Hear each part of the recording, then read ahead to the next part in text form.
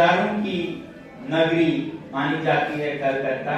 मैं हमेशा से सुनता रहा हूँ कैसे यहाँ बुद्धिजीवियों का एक संस्कृति रहा है, बहुत से क्रांतियां यहाँ से शुरू हुई हैं, तो शायद अब एक और क्रांति की जरूरत है जिसमें हमें पृथ्वी को बचाना होगा, जिसमें हमें प्रकृति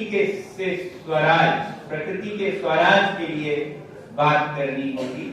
तो मैं उम्मीद करता हूँ कि बंगाल और खासकर कलकत्ता के लोग इसमें अग्रसर होंगे, आगे होंगे, नेतृत्व करेंगे। मैं आप सभी के लिए लद्दाख के ग्लेशियर्स का, फूल पौधों का, कीड़े मकोड़ों का, पशु पक्षियों का और लोगों का शुभकामनाएं और धन्यवाद लेके आए।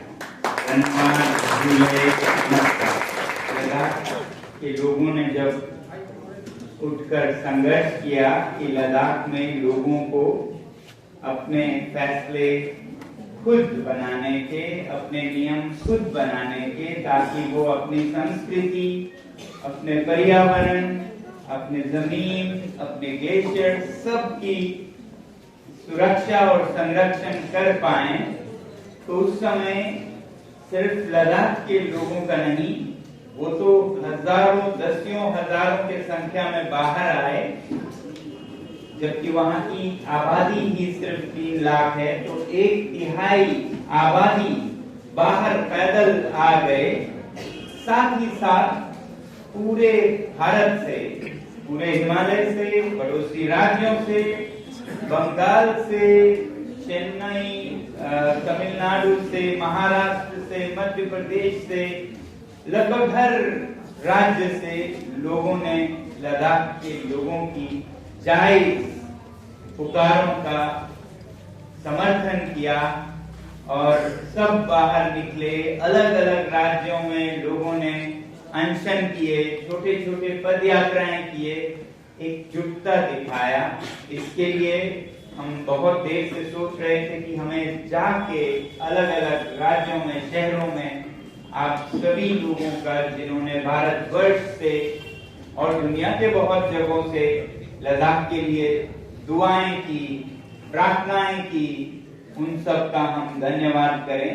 कलकत्ता के जो friends of Ladakh, friends of nature समूह है, जिन्होंने बहुत से लोगों के साथ मिलकर आवाज दी, समर्थन दिया, उनमें से आप में से बहुत से लोग सहभागी रहे होंगे, नहीं रहे हों तो आज आए हैं, उसका स्वागत करते हैं। तो भारत में या पृथ्वी पर जब हम पृथ्वी के पर्यावरण की बात करते हैं तो सारे मनुष्य तो मनुष्य, प्राणियों को एक साथ मिल के आवाज करनी चाहिए। पूरे हिमालय को, खासकर जो बहुत जख्मी हिस्से हैं हमारे देश के, उनका हम बहुत ध्यान रखें, जिसके कारण पूरे देश को बहुत बड़ी क्षति, नुकसान पहुंच सकता है। हवा का, पानी का, जो कि आपके जीवन के आधार हैं, मगर हम आज भूलते जा रहे हैं उनको, क्योंकि वो मुफ्त में मिल जाते हैं, आसानी से मिल जाता है। शायद बहुत देर तक नहीं मिलेगा, तब शायद हम इसकी कीमत समझ सकें, मगर तब शायद हम देर कर चुके हैं, क्योंकि ये बहुत आसानी से मिल जाते हैं, हम इनकी कीमत नहीं समझ पाते हैं। लोगों को और सारे प्राणियों को एक अच्छा भविष्य दे पाएं, अपने बच्चों को हवा दे पाएं, पानी दे पाएं, ऐसे भविष्य के लिए हमें हरकत करनी होगी। हिमालय के पार ये जो जलवायु परिवर्तन की हम सुन रहे हैं, वो बहुत गंभीर हालत लेता जा रहा है। बहुत जल्द आपके यहाँ भी होगा, मगर हिमालय में अभी से बहुत तेजी से बदलाव आ रहे हैं। कहते हैं कि मैदानों में अगर 1 डिग्री तापमान बढ़े तो वहां 3 गुना 4 गुना ज्यादा बढ़ सकता है। इसलिए हम देख रहे हैं हिमालय के पार लद्दाख में बहुत सी चीजें बदल रही हैं और जीना वहां पहले से ही कोई आसान नहीं था, अब और मुश्किल होता जा रहा है। तो लद्दाख बहुत ही संवेदनशील जगह है।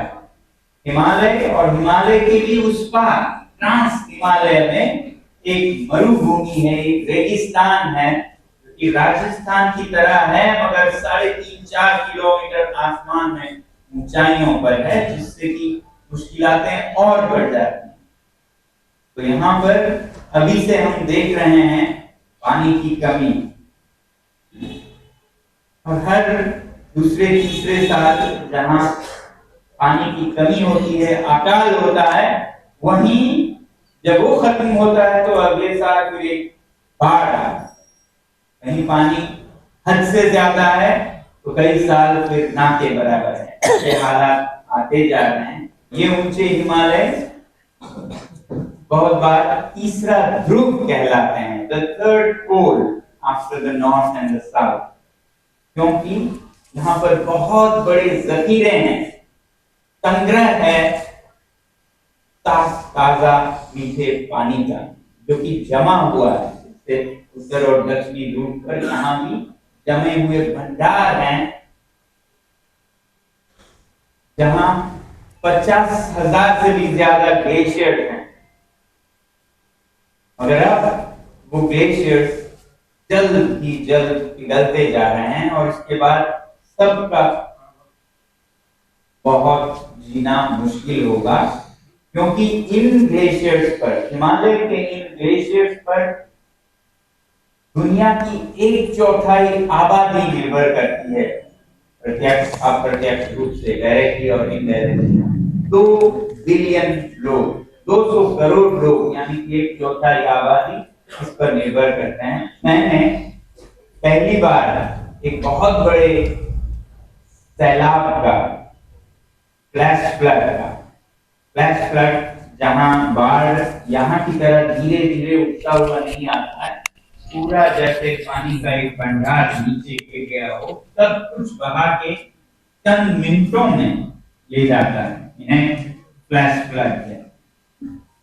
पहला गंभीर फ्लैश फ्लड मैंने 2006 में अपने स्कूल, जहां पर मैं पढ़ाता हूँ, जिसे हमने शुरू किया, उस स्कूल के पास वाले गांव में ये आया बाढ़, और ये बहुत खतरनाक था। बहुत से खेत, खलिहान, पशु, घर सब डूब गए, नहीं कहते हैं फ्लैश फ्लड में। ऊंचे पहाड़ों में डुबाने वाले फ्लैश फ्लड नहीं आते हैं, बहाने वाले आते हैं। सब कुछ बहा के सिंधु नदी में, फिर अरब सागर में ले जाते हैं। तो ये आया था, और मैं अपने छात्रों के साथ, स्टूडेंट्स के साथ वहां मदद करने गया। सब लोग उधर उनकी मदद कर रहे थे, और गांव में लोगों के मकानों से जो बचा था वो निकालने में, पशुओं को निकालने में मदद कर रहे थे। और मैं बहुत जिज्ञासु हूँ, हर चीज को जानने की दिलचस्पी रखता हूँ, क्यूरियस हूँ। तो सोचने लगा ये कितने बार है, कितना गंभीर है, और जगहों के लिए ये जानने के लिए मैं ढूंढने लगा कुछ लोगों को जो मुझे बता सके कि ऐसा कब होता रहा है। मैंने जाहिर है सोचा किसी बड़े उम्र के इंसान से पूछूं। तो ढूंढता ढूंढता एक बहुत बूढ़े आदमी के पास पहुंचा, जो कि 80 से ऊपर के थे। उनसे पूछा, साहब ये जो बहुत गंभीर आपके गांव में आपदा आई है, घटना लगी है, ये कितने सालों में आता है और आपने कितने देखे हैं ऐसे? वो बोले, मैंने तो कभी नहीं देखा, मैंने सिर्फ कभी सुना था कि ऐसा भी होता है, आज तक मैंने देखा कभी नहीं। तो ये बात थी 2006। अगला जो फ्लैश फ्लड आया वो इससे 50 गुना ज्यादा बड़ा आया होगा, जिसमें कि लेह शहर, जो कि राजधानी है लद्दाख की, उसके 1/4 या 1/5 हिस्से को ही बहा कर गई।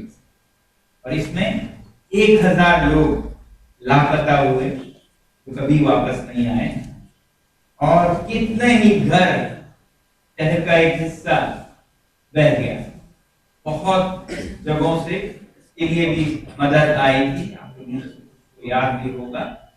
धन्यवाद करना चाहते हैं, मगर कहना ये चाहता हूं कि वो साल था 2010। 2010 सिर्फ 4 साल बाद पूरे आदमी के, उसने कहा मैंने कभी नहीं देखा है। उसके बाद का 2013 में, उसके बाद का 2017 में, इस बीच छोटे बड़े कई आए हैं। तो आप देख रहे हैं कितनी तेजी से ये बढ़ता जा रहा है। और हर बार में जो पानी का जखीरा है ग्लेशियर्स में, वो नीचे आ जाता है, पिघल कर नीचे आ जाता है, फिर वापस नहीं बनता है, या दर्जनों या सैकड़ों साल लगते हैं। ये जो ग्लेशियर्स हैं ये आज के नहीं हैं, ये फॉसिलाइज्ड वाटर है, बहुत प्राचीन पानी है, जहां हर सर्दियों में बर्फ पड़ता है, अगले सर्दियों में फिर पड़ता है, अगले सर्दियों में फिर पड़ता है, कुछ पिघलता है, कुछ रहता है, उसके ऊपर नया पड़ता है, कुछ पिघलता है, कुछ रहता है, उसके ऊपर नया पड़ता है। ऐसे दबता दबता कभी कभी हजारों साल पुराना पानी आपको मिल जाता है नीचे से, यानी कि बर्फ, जिससे साइंटिस्ट पता करते हैं कि उस समय हवा कैसी थी। जब आपको कभी कहते हैं कि कार्बन CO2 लेवल्स आज से 200 साल पहले कैसा था, 500 साल पहले कैसा था, तो वो इसी बर्फ के तह में जाते हैं। उस बर्फ में क्या हवा ट्रैप हुई है, उसमें कितना कार्बन है, कितना सल्फर है, वो नापते हैं। जैसे पेड़ों को काटने पर गोल लकीरें मिलते हैं, वैसे ही ग्लेशियर को काटने पर आपको लकीरें मिलते हैं। क्लाइमेट चेंज जो ग्लोबल वार्मिंग से हो रहा है, ये तो हम सब जानते हैं, मगर हम सब ये सोचते हैं कि कोई और कर रहा हो। जो भी हो, स्थानीय या क्षेत्रीय लोगों के काम से भी असर होता है इन ग्लेशियर्स पर। हाल के अध्ययनों में पता चला, स्टडीज में पता चला कि सिर्फ न्यूयॉर्क लंदन से जो कार्बन एमिशन हो रहा है, जो ग्लोबल है, आप तोड़ नहीं सकते हैं ये कार्बन किधर गया। न्यूयॉर्क का कार्बन अमेरिका के ऊपर नहीं रहता है, पूरे धरती पे एक लेयर बनता है। मगर पता ये चला कि जो भी हिमालय के नीचे या ऊपर मतलब हिमालय पर्वत के नीचे फुट हिल्स में या उसके पास शहर हैं, लोग हैं, जैसे उत्तर प्रदेश हुआ वहां हिमालय है, बिहार हुआ वहां से हिमालय है, बंगाल में भी हिमालय शुरू होता है यहाँ से। तो यहाँ के लोगों के जो फुट हिल्स या फिर तराई मैदानों के जो हिमालय के पास हैं, उनके हरकतों का सीधा असर हिमालय तक पहुंचता है। सिर्फ आप नहीं है, हमारे शहर में और हमारे घरों में क्या होता है लद्दाख में, उसका और भी ज्यादा असर पहुंचता है। उसमें न्यूयॉर्क या लंदन का कोई हाथ नहीं, यूरोप या अमेरिका का, ये काफी लोकल है। वो क्या है? वो है ब्लैक कार्बन। ब्लैक कार्बन एक तो कार्बन डाइऑक्साइड, वो तो इनविजिबल गैस है, वो बहुत ऊपर जाता है। एक तो काला धुआं जो निकलता है हर वक्त जब हम गाड़ियां चलाते हैं, फैक्ट्री चलाते हैं, या ट्रकों में सामान इधर उधर ले जाते हैं, उन सबसे, खासकर डीजल गाड़ियों से, वो काला धुआं। और खासकर लद्दाख में या लद्दाख के पास, जितना पास हो उतना ज्यादा, दूर हो तो थोड़ा कम, मगर दूर ज्यादा लोग रहते हैं मैदानों में, वहां कम लोग रहते हैं, इतना फर्क होगा। अगर जो हम लकड़ी जलाते हैं घरों को गर्म करने का, उसका काला धुआं, जो वहां पर टूरिस्ट आते हैं और हर एक टूरिस्ट एक एक डीजल टैक्सी लेके चलता है, उसका धुआं, या उनके लिए जो खाने पीने का सामान बहुत ऊंचे पहाड़ों से लाते हैं, उन ट्रकों का धुआं, ये सब धुआं काला होता है और काला हवा के साथ उड़ता हुआ बैठता है। तो इन पहाड़ों पे जहां पे ग्लेशियर ही ग्लेशियर, तो धीरे धीरे ये ग्लेशियर ही काले पड़ रहे हैं, काले पड़ते जा रहे हैं, क्योंकि काला धुआं उन पर बैठता जा रहा है। और आपको पता होगा, सफेद हो तो वो रोशनी को, सूरज की रोशनी को प्रतिबिंबित करता है, रिफ्लेक्ट करता है, अपने पास नहीं रखता उसका एनर्जी, वो पर अंतरिक्ष में दोबारा भेज देता है। मगर जब वो काला पड़ता है तो वो फिर जल्द करता है, सोख करता है, ब्लॉक करता है, और फिर बर्फ पिघलने लगता है। गांव के लोग गांव छोड़ के जाते हैं, उन्हें रेफ्यूजीज, शरणार्थी कहते हैं। अब उन्हें क्लाइमेट रेफ्यूजीज, माहौल के शरणार्थी, ऐसे एक दो गांव में हुआ है और बहुत से गांव आधार पे हैं। 30-40 साल में शायद पूरे लद्दाख को ऐसा देखना पड़े। और उस वक्त जो होगा आप लोगों की भी इम्तिहान, क्योंकि जो आपके नदियां हैं, चाहे वो ब्रह्मपुत्र हो, गंगा हो, यमुना हो, सिंधु हो, ये सब आगे जाके सीजनल बनने वाले हैं। तब पानी नहीं होगा जब आपको जरूरत हो। बसंत ऋतु में ये सूखे होंगे, और फिर तब होगा जब आपको बिल्कुल जरूरत नहीं है। तब जब बारिश होगी मानसून की, तो सारा का सारा नीचे आएगा, क्योंकि आपको बर्फ के रूप में समा कर नहीं रहते पहाड़ों में। जैसे ही बारिश हो नीचे आने लगेगा, तो ये ज्यादा से ज्यादा होने लगेगा। तो खेती नाकामयाब होगी, खेती नाकामयाब होगी, क्योंकि जब आपको पानी चाहिए तब नहीं आएगा।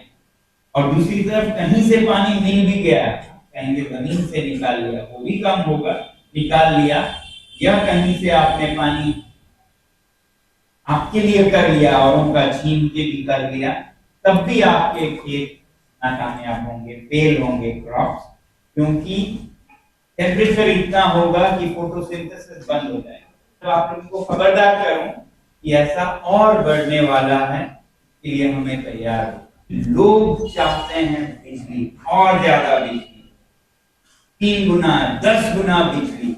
लोग चाहते हैं और साजो सामान और सस्ते।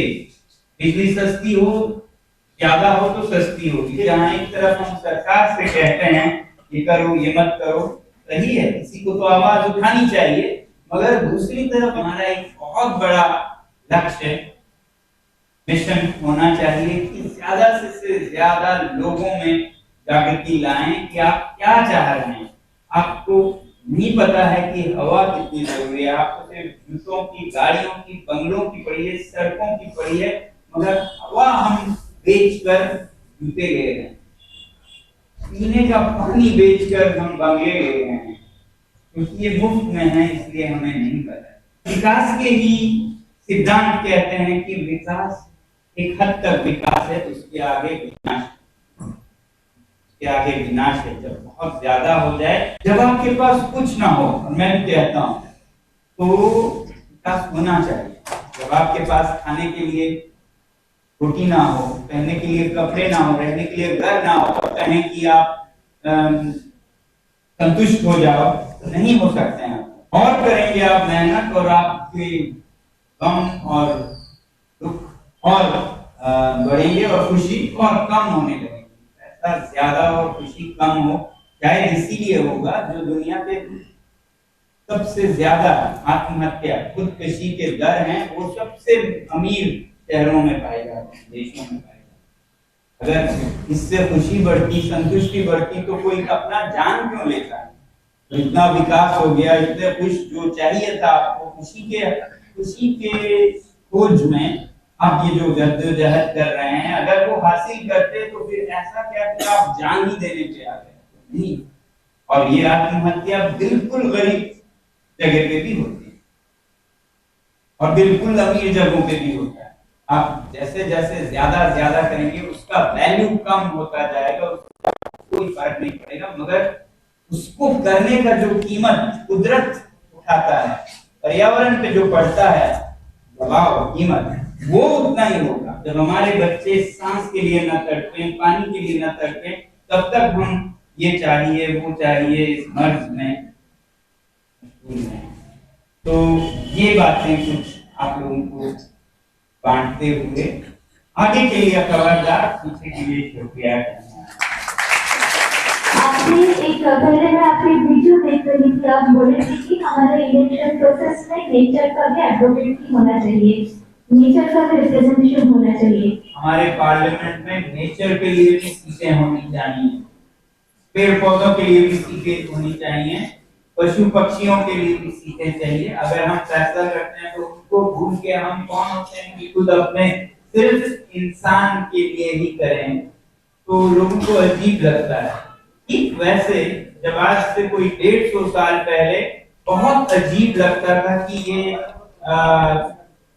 अमेरिका में कि ब्लैक्स को वोटिंग राइट कैसे दें, उनको वोटिंग राइट, ब्लैक लोगों को बिल्कुल सोच भी नहीं सकते, वोटिंग तो सिर्फ व्हाइट्स का है। अगर बदल गया वक्त और आज ब्लैक्स को ना देने किसी के समझ में नहीं आता है। आप अगर कहें कि इस जाति को दें, उस जाति को वोटिंग ही नहीं हो, हम सोच भी नहीं सकते हैं। तब वक्त बदल जाता है, सोच बदल जाता है। वैसे ही आज से 100 साल पहले औरतों को वोटिंग राइट देना बिल्कुल सोच नहीं सकते। 2008-9 में हम लोग के इधर पहला आयला आया, तबाही मचा दिया। इसके फिर बाद 2017-2020 में आफान आया।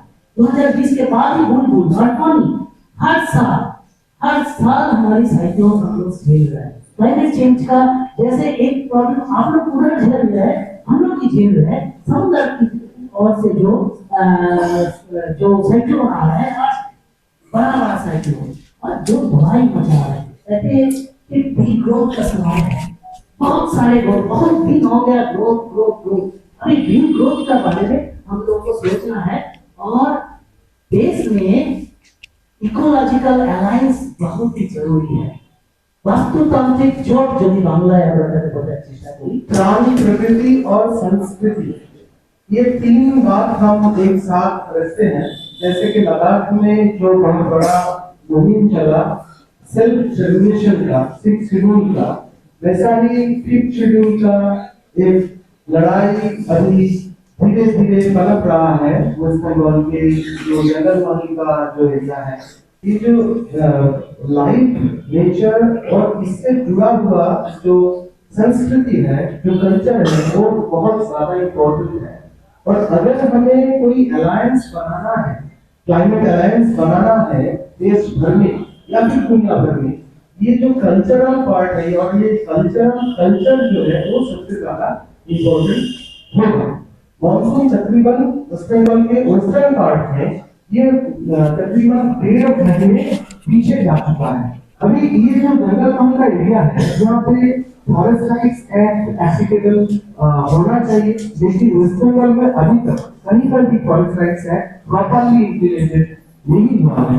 पंचमचंडी के बाद आप सभी ने सुना होगा, वहाँ पे 42 आदिवासी विलेजेस है जो कोल माइन के खिलाफ बोल रहे हैं, no more coal there stay.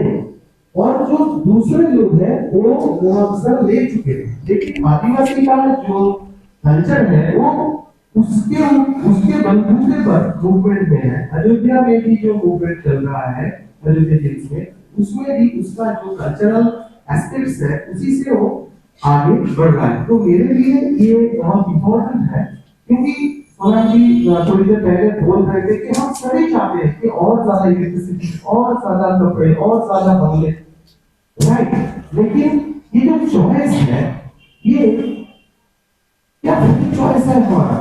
मुझे इसमें थोड़ा डाउट है कि ये फ्री चॉइस है कि नहीं, क्योंकि हमारे चारों ओर जो व्यवस्था है, जो हमें ये लात मार के एक छोटे बच्चे से घुसा रहा है कि तुम्हारा मोबाइल फोन अगर 1 साल उसको यूज कर लिया है तो अभी उसको छोड़ो, उससे बेटर कुछ आया है। या अगर मोबाइल में आपका जो अपडेट्स आना है बंद कर देगा कंपनी खुद से, तो you will have to consume more and more just to be alive.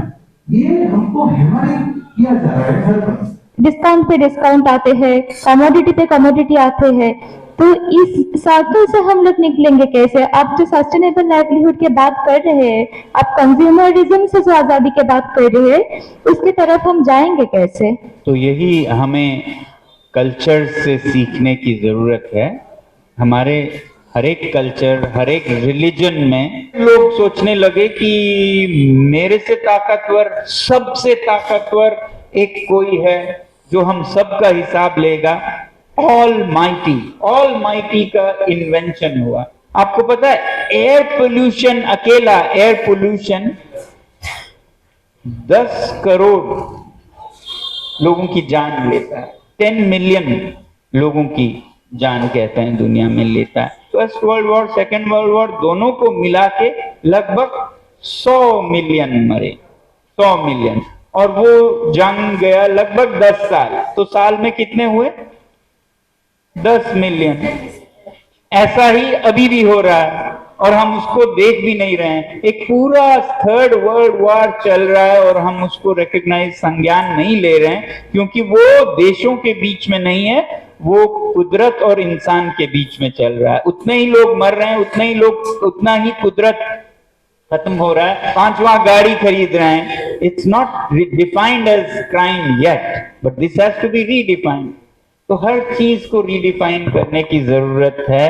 Culture वो बने जो आज के समस्या से हमें जूझने के लिए तैयार करे। India was very much nature centric. Indian literature was very much nature centric. So why there is Rabindranath, Vibhutibhushan, Jivanananda, even Kalidas, Shakuntala, Meghduttam. So we have to think about that. We have to think and culture it. That is the heritage of India. Heritage of India was not the destruction and destruction.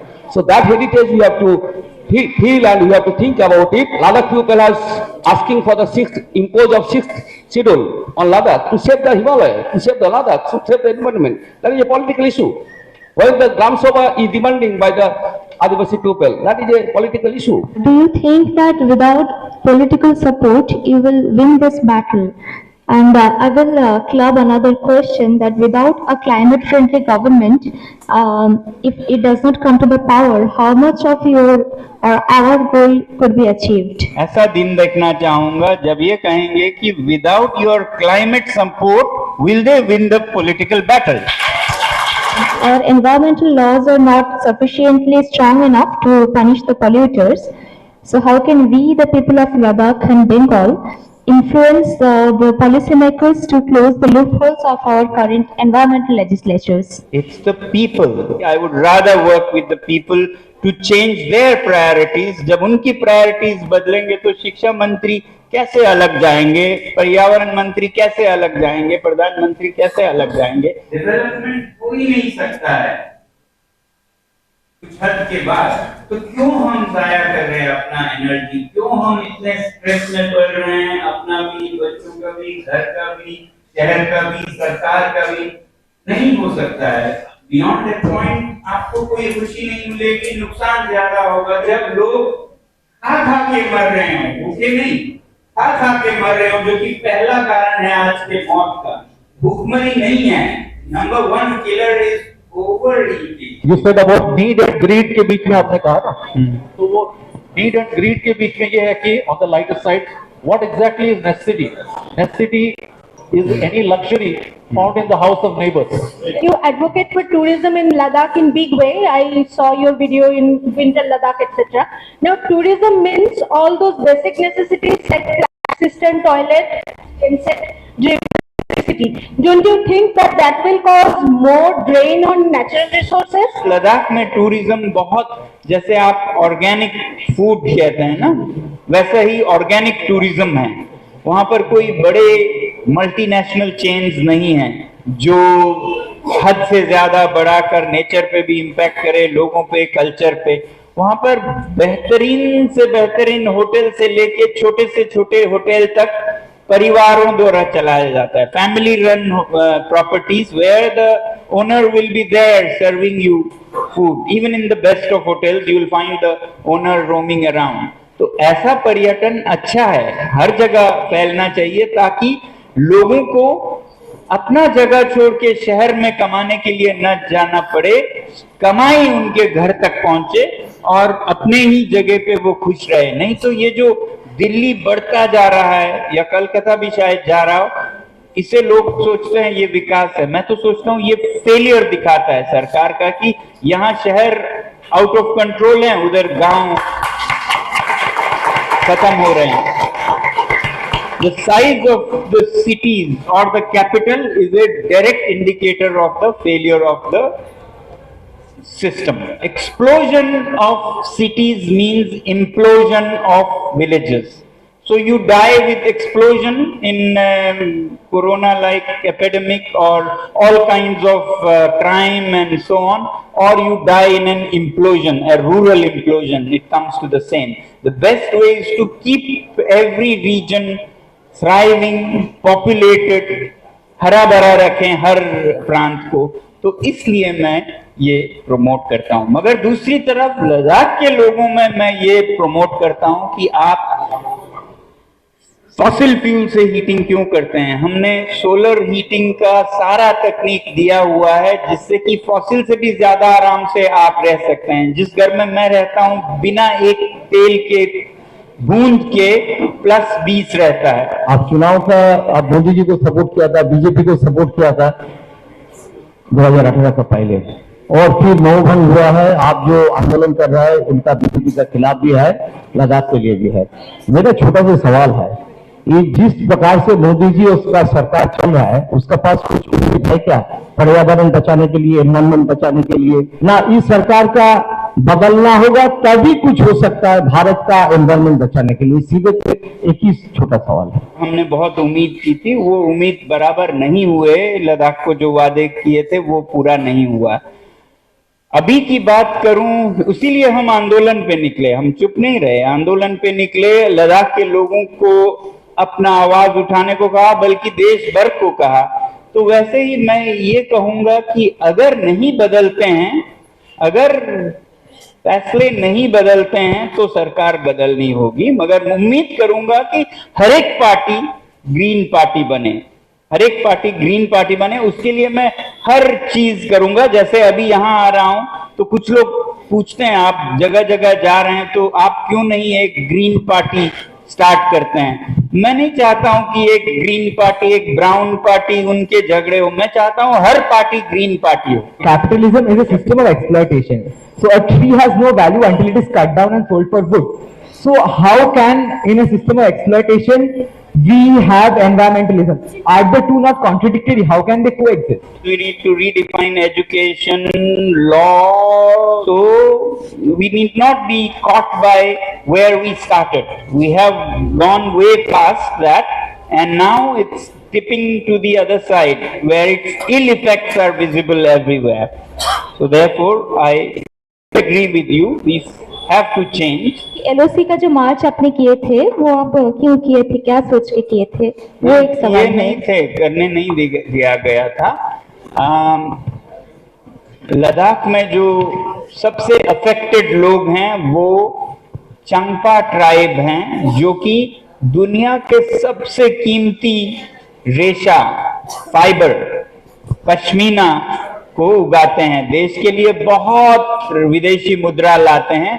उनको दो तरफ से दबाव है, दो तरफ से, एक तरफ विदेशी, दूसरी तरफ देशी। विदेशी चीन का अतिक्रमण होता जा रहा है और देशी कॉर्पोरेट्स का अतिक्रमण होता जा रहा है। अब वो बेचारे बहुत कमजोर हैं, उन्हें बीच में दबाया जा रहा है। तब हमने जब ये कहा कि इन पर कुछ नहीं हो रहा है, कोई मुश्किल नहीं हो रही, कोई ना आया ना गया, 1 इंच भी नहीं गया, उनके हजारों स्क्वायर किलोमीटर जमीन जा रहा है अतिक्रमण में दोनों तरफ से। तो फिर हमने ये कहा कि अगर आप कहते हैं कोई नहीं गया, उनके दर्द को भी आप संज्ञान नहीं लेते हैं, तो हम जाके वहां दिखाएंगे। तो फिर उस पर इतना बड़ा रेजिस्टेंस गवर्नमेंट की तरफ से आया कि जैसे कोई जंग शुरू होने वाली हो, फोर्सेस लगा दिए गए, हर तरफ से बड़ा न्यूज बन गया वो। तो हमने कहा हमारा तो पर्पस ऐसे ही बन गया बिना गए, अब तो हम जाएंगे नहीं। आपने आसान कर दिया हमारे लिए, वहीं रुक गए हम और वो न्यूज बन के सबके साथ। Rehabilitation of climate affected people, तो हम उस पर भी काम कर रहे हैं। जैसे एक गांव जिसे क्लाइमेट रेफ्यूजी बनना पड़ा आज से कोई 15 साल पहले, तो हम वहां पे जाके उनके पानी का स्रोत देखने लगे, उनकी हालत देखने लगे। पानी हुआ भी बहुत से गांव से, तब भी चले जा रहे हैं लोग, क्योंकि खेती का आमदनी काफी नहीं है। तो हमने उसे भी सॉल्व करने के लिए ये रिहेबिलिटेशन, इस कहानी को इस पेश करें कि लोग उस गांव को देखने जाएं। तो टूरिज्म, रूरल टूरिज्म जोड़ दिया कि यहाँ लोग वापस आ रहे हैं और आप वहां उनके बीच रह सकते हैं। तो ये अपने आप में एक टूरिज्म, एक कहानी बन गई। तो अब धीरे धीरे वहां के लोग वापस आ रहे हैं और शायद वो बेहतर करें उन गांवों से जहां पे ऐसा विस्थापन हुआ है। उम्मीद है हमारी ऐसे करने की जरूरत है। फॉसिल फ्यूल से बदलना तो होगा, मगर जिस चीज में भी बदलें उसमें भी समस्याएं कम नहीं होंगे। कोई कहते हैं सोलर एनर्जी भी बहुत समस्याएं होंगे। इसलिए मैं कहता आया हूं कि लोगों को डिमांड साइड पे काम करना होगा, ना कि सिर्फ सरकार को सप्लाई साइड पे। सप्लाई साइड पे आप कोल से सोलर पे चले जाएंगे, हाइड्रो पे चले जाएंगे, हर एक में समस्याएं होंगे। जब लोग अपना डिमांड कम करेंगे तो जो भी करेंगे वो कम ही करना पड़ेगा। तो इसलिए मैं लोगों के जीवन शैली को बदलने में ज्यादा यकीन रखता हूं, बजाय इसके कि वही जीवन शैली हो या उससे भी बुरा हो और हम उसे सुलझाने के लिए अलग अलग तकनीकें लें, वो चाहे सोलर या हाइड्रो ही क्यों ना हो, उसमें भी समस्याएं होंगी। सरकारें गिरनी और बननी चाहिए हवा की सफाई, पानी की सफाई, पेड़ पौधों की स्वास्थ्य पे। 6 शेड्यूल के बारे में लोगों के बहुत कंफ्यूजन मैंने देखे हैं, क्या है ये, लद्दाख को बंद करने का है, क्या है। असल में 6 शेड्यूल लोकतंत्र की, डेमोक्रेसी की बात है। जैसे सिर्फ देश में पार्लियामेंट होता, स्टेट्स में असेंबली नहीं होते तो कैसा देश होता हमारा, सब केंद्र से होता। तो स्टेट में असेंबली है, वैसे ही 6 शेड्यूल के इलाकों में, जनजातीय एरियाज में जिले पर भी असेंबली है, जिन्हें काउंसिल कहा जाता है, जहां पर चुने हुए लोग आके अपने संस्कृति, अपने प्रकृति के बारे में नियम बनाते हैं। तो इसमें क्या बुराई है? ऐसा तो मैं तो कहूंगा कि सिर्फ कुछ ही जिलों में नहीं, पूरे हिमालय में तो कम से कम होनी चाहिए। हो सके तो पूरे देश में जिले के स्तर पे लोग अपने नियम कानून खुद बनाएं, ऐसी लोकतंत्र हमारी होनी चाहिए। संसद में सिर्फ हम मनुष्य बैठ के मनुष्यों के लिए ही फैसले या नियम ना बनाएं, उसमें प्रकृति को भी जगह दें, क्योंकि ये पृथ्वी सिर्फ मनुष्य का, ह्यूमन का नहीं है। इसमें पेड़ पौधे, कीड़े मकोड़े, पशु पंछी बहुत हैं और उनकी भी जगह हो। वो नहीं आ पाएंगे मगर उनके वकील आए। तो अगर उस तरह से अगर भारत पहला देश बने जिसमें कि नेचर के लिए, प्रकृति के लिए भी जगह हो, अगर मुझे वकील बनना पड़े तो मैं जरूर बनूंगा।